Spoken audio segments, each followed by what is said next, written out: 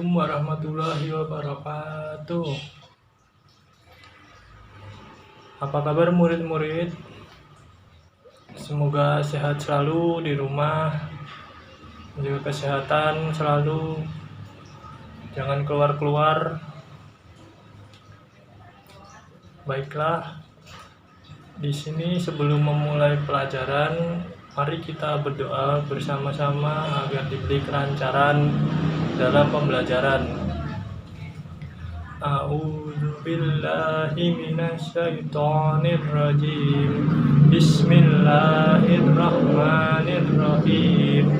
Raditu billahi rabba wa bil islami dina wa bi Muhammadin nabiyya wa rasula.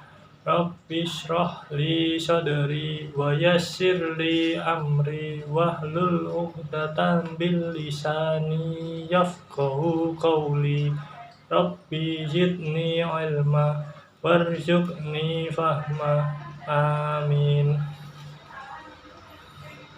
Baik, di sini Bapak akan melanjutkan pelajarannya tentang bab Thaharah atau bersuci.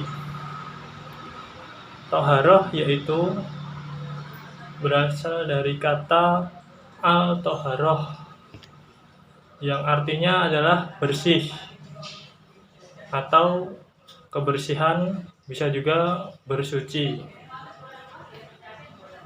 Thaharah menurut istilah yaitu kegiatan bersuci dari najis dan hadas, sehingga diperbolehkan untuk melakukan suatu ibadah dalam Islam,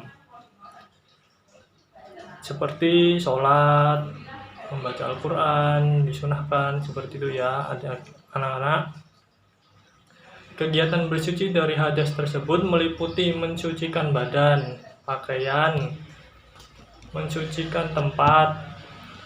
Sedangkan bersuci dari hadas dapat dilakukan dengan cara berwudu, bertayamum, dan juga mandi. Pak, lalu bagaimana kita bisa berwudu? Apakah harus dengan air? Nah, berwudu itu ada dua caranya, dengan benda padat dan juga benda cair. Benda padat yaitu seperti batu, genting, kertas, tisu, kayu, daun, seperti itu. Jadi misal kita berjalan ke padang pasir, mungkin ke suatu daerah yang jarang ada air, kita bisa menggunakan batu untuk bersuci, seperti itu. Bisa juga wudhu dengan menggunakan debu atau pasir, seperti itu, bila tidak ada air. Yang selanjutnya adalah dengan benda cair. Benda cair yang digunakan untuk bersuci yaitu air. Air yang digunakan untuk bersuci itu pula harus yang suci dan mensucikan, tidak boleh asar air. Seperti comberan kita gunakan untuk bersuci, itu tidak boleh. Seperti air sungai, air mata air, air sumur, air salju, seperti itu yang bisa digunakan untuk bersuci. Selanjutnya adalah najis. Kata najis berasal dari bahasa Arab yang artinya adalah kotoran. Najis menurut istilah adalah suatu benda yang kotor, yang mencegah sahnya mengerjakan suatu ibadah atau kesucian dari suatu ibadah, yaitu seperti sholat, seperti membaca Al-Quran gitu. Jika kita terkena najis maka akan batal sholat kita, seperti itu. Najis yaitu dibagi menjadi 3 tingkatan, yaitu yang pertama adalah najis mukhafafah atau najis ringan. Najis ringan yaitu seperti air kencing anak laki-laki yang belum berumur 2 tahun atau bayi tersebut masih menyusui pada ibunya, seperti itu. Jadi bayi yang masih digendong ibunya menyusui belum 2 tahun, terus belum makan makanan selain ASI, pipis, yaitu tinggal dilap saja, tidak usah menggunakan air atau apa, tinggal dilap sudah. Yang selanjutnya adalah najis mutawasita atau najis sedang. Yang termasuk dari najis ini adalah binatang, darah, nanah, kotoran manusia, dan kotoran hewan. Seperti itu. Najis ini dibagi menjadi 2 lagi, yaitu najis ainiyah, yaitu najis mutawasito yang kelihatan atau berwujud, ada warnanya dan juga memiliki bau, seperti halnya darah, nanah, kotoran manusia, seperti itu. Yang selanjutnya adalah najis hukmiyah. Najis hukmiyah ini adalah najis mutawasito yang diyakini ada, tetapi tidak terlihat wujudnya, tidak bisa dibau, tidak bisa dirasa, seperti itu. Contohnya adalah jika kita kencing, nah kencing kita disemprot-semprotkan seperti itu kan, tidak terlihat terkena badan atau tidak lah, seperti itu. Itu namanya najis mutawasito hukmiyah, tidak terlihat tetapi harus kita waspada. Jika terkena kan tidak sah ya, kalau wudhu seperti itu. Ketika kencing terkena baju gitu, terkena pakai peci, terkena peci ya, seperti itu sampai atas kencingnya ya. Ya, cara mensucikan najis mutawasito yaitu dengan cara menghanyutkan dengan air atau disiram dengan air sampai warnanya, jika ada warnanya, ada baunya, ada rasanya, hingga hilang. Seperti darah, seperti kita kurban, darah terkena baju harus dihilangkan, disiram air sampai warna, bau, dan rasanya hilang, seperti itu. Yang selanjutnya, yang terakhir adalah najis mughaladoh atau najis berat. Nah, yang termasuk najis berat ini apa? Yaitu air liur anjing, kotoran anjing, dan juga babi. Ya, jika cara mensucikannya bagaimana? Cara mensucikannya yaitu adalah dengan mencuci sebanyak 7 kali bagian yang terkena najis tersebut. Misalnya kita ngelus-ngelus anjing terus terjilat, nah seperti itu. Tangan kita dicuci dengan air 7 kali, dan salah satunya itu harus menggunakan debu atau pasir, seperti itu. Nah, Pak, bagaimana kalau tidak ada pasir? Nah, mungkin misalnya kita di mall gitu ya, terkena najis terus mau sholat. Nah, di dalam mazhab Imam Maliki disebutkan bahwa boleh menggunakan sabun. Ya, tapi kan kita di Indonesia banyak pasir ya, kalau di mall ya keluar dulu lah, seperti itu. Jadi afdolnya menggunakan pasir. Tuh. Selanjutnya adalah hadas.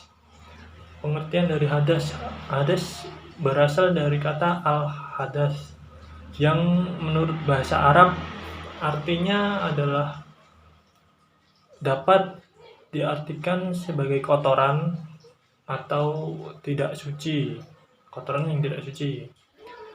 Hadas menurut istilah yaitu keadaan tidak suci bagi seorang sehingga menjadikan tidak sah dalam melakukan peribadatan.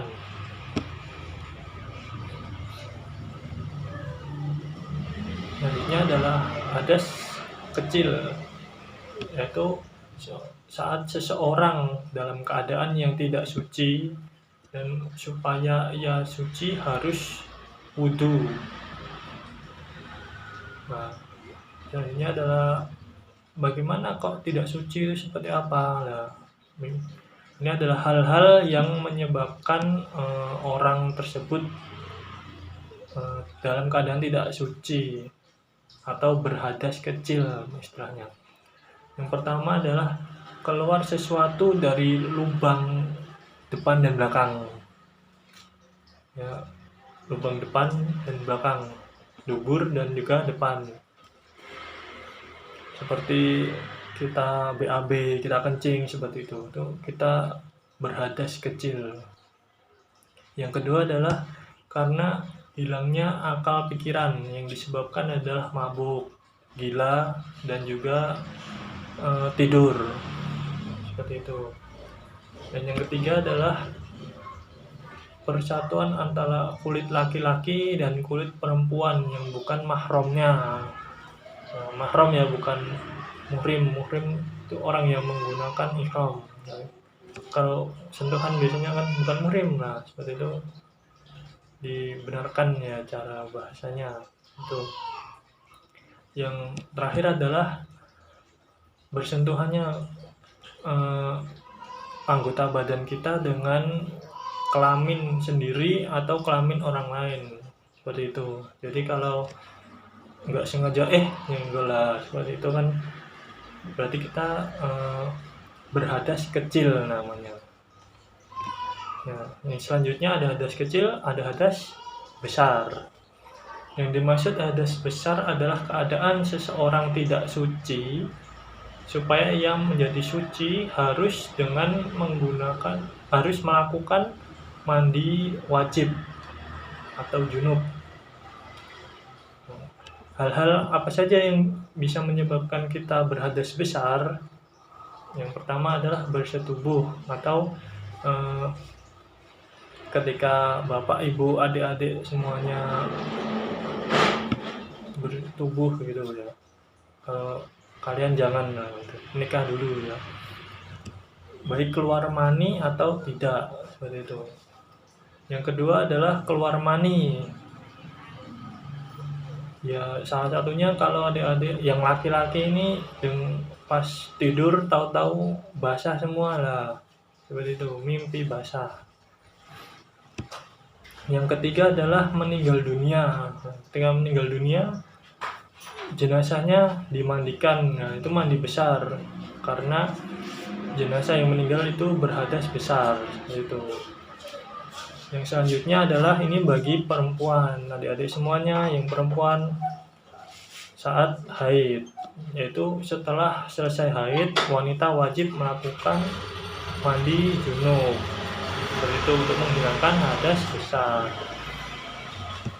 Yang kelima adalah nifas, atau biasanya ini habis ibu-ibu tanya ibu kalian, habis nifas itu setelah melahirkan masih ada darahnya itu mengalir. Nah, setelah itu baru mandi besar seperti itu. Yang selanjutnya adalah kotoran. Kotoran adalah sesuatu yang baunya tidak sedap, yang kotor, yang tidak enak dipandang mata, tidak enak dibau. Kotor ini hukumnya adalah najis, baik kotoran manusia, kotoran binatang, darah, atau yang lain sebagainya.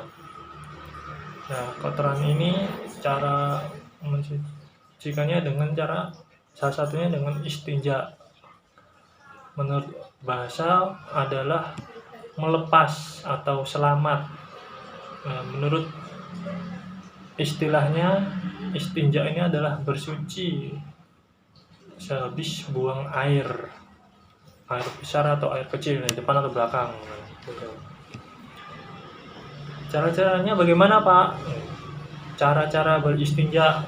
Yang pertama, membersihkan tempat keluarnya kotoran tersebut sampai bersih ya, jangan disisakan dikit-dikit gitu, pamer gitu, jangan.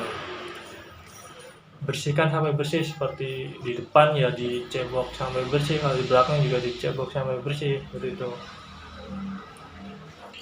Yang kedua adalah membersihkan tempat keluarnya dengan cara kalau tidak ada air, dengan cara benda padat, dengan batu, dengan dibasuh tisu. Kalau kita ke hutan ya dengan daun, seperti itu. Yang ketiga adalah membersihkan tempat keluarnya kotoran tersebut dengan benda kasar, benda seperti batu, dengan cara kan ini batu dari sini seperti cebok ya, kita misalnya cebok dari di sisi sini, lalu diganti lagi sisi sebelahnya yang belum kena, lalu yang sisi belum kena lagi, ya minimal 3 kali seperti itu, untuk ya supaya syaratnya bersih, seperti itu. Lalu syaratnya menggunakan batu itu seperti apa, Pak? Apakah semua batu bisa digunakan? Begini, syaratnya adalah satu, batu atau benda keras dan kesat tersebut harus suci dari najis.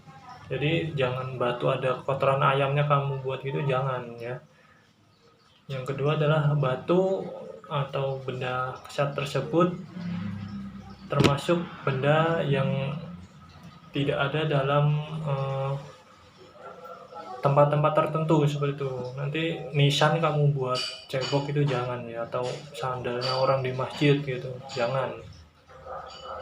Lalu ketiga adalah minimal 3 kali usapan di sisi yang berbeda, jangan sama ya. Sisi sini terus kamu 3 kali ya sama aja, malah belepotan gitu kan.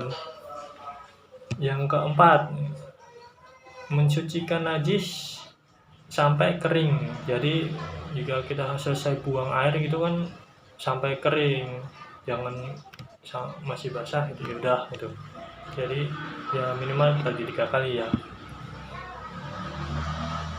Yang selanjutnya adalah bagaimana Pak jika kita buang air supaya, kan tadi kan sudah dibahas kan najis yang tidak terlihat tadi. Nah, bagaimana caranya kita supaya menghindari tersebut? Ini adalah adab dari buang air, yaitu yang pertama adalah masuk kamar mandi dengan menggunakan kaki kiri gitu. Sunnahnya menggunakan kaki kiri ya, supaya beradab gitu. Menggunakan kaki kanan kalau terburu-buru ya tidak apa-apa, tapi tidak beradab gitu. Kalau kaki dua-duanya gimana Pak? Kepleset, jangan ya. Yang kedua adalah membaca doa masuk WC. Doanya masuk WC gimana anak-anak? Mari sama-sama ya. Allahumma inni a'udzubika minal khubuthi wal khaba'ith. Ya, setelah masuk WC lalu mendahulukan kaki kiri. Pada waktu di WC, adab kita bagaimana? Diam, tidak teriak-teriak ya. Jadi kalau di WC itu jangan teriak-teriak, nyanyi keras seperti konser gitu ya, jangan ya. Tidak sopan namanya. Ini kalau saat teriak-teriak gitu, nah di luar bapak lagi makan kan nggak enak kan ya.